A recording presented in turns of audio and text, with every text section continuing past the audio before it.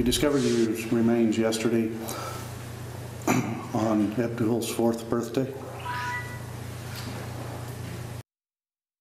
Human remains, emaciated children, and an arsenal of weapons. A shocking discovery in New Mexico, where prosecutors claim a Georgia man was training children to become school shooters. It's a major takedown involving local and federal authorities, but it was a tip from police in Clayton County that set that ball rolling. But still missing tonight, 4-year-old Abdul Ghani Wahhaj. Police say his father, Siraj Wahhaj, took off with the child back in December.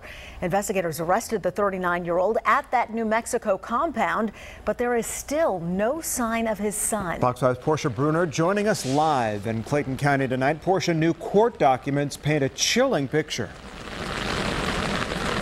Yeah, and truthfully, the more we learn about what life was like at this compound just outside of Albuquerque, the more disturbing this case really is. Authorities painting a picture not only of just deplorable living conditions, but now we're learning that it's possible that these children, out of the 11, ranging from 1 to 15, that several of the older children were being taught and prepared for some sort of a school shooting. New Mexico prosecutors say Siraj Abin Wahhaj was conducting weapons training with assault rifles, teaching some of the 11 children who lived in this remote compound how to execute a school shooting. Those allegations were not mentioned, though, during his first court appearance, since he and 4 other adults were charged with 11 counts of child abuse after authorities raided the compound last Friday. The court documents indicate Wahhaj had guns and body armor.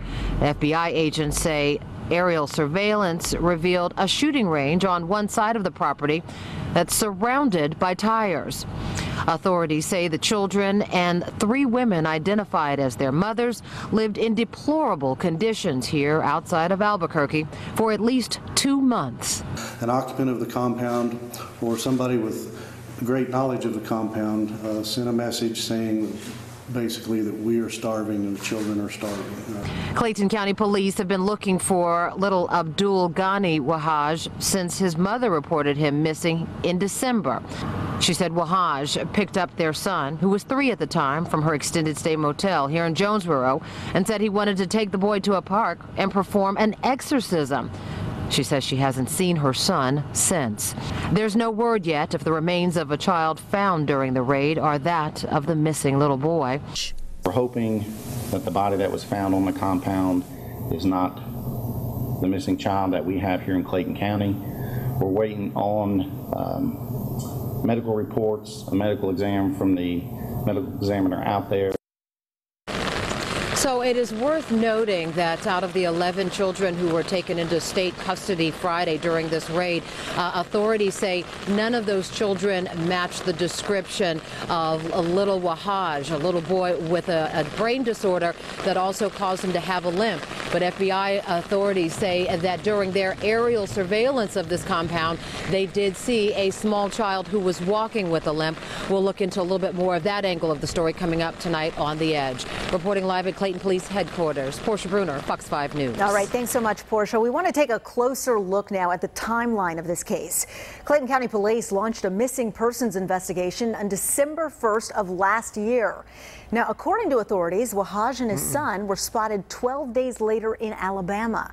Police say they were traveling through Chilton County on December 13th with 7 children and another adult when their car overturned.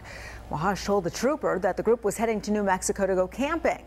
Well, according to the trooper's report, no camping equipment was found, but he did see at least 5 weapons and a bag of ammunition. Wahhaj stated that he owned the guns legally and did have a permit to carry. The group was allowed to continue on their trip.